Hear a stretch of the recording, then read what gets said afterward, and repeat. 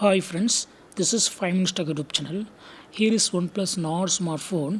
In this video, you will learn how you can reset Wi-Fi, mobile data, and Bluetooth connection in your phone OnePlus Nord. First, go to the settings of your phone here and click on System.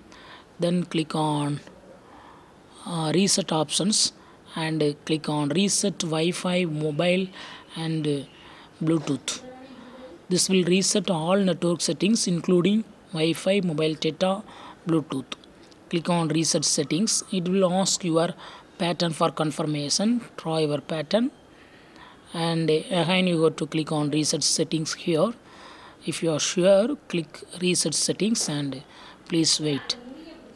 All settings will be reset. Yes, network settings have been reset.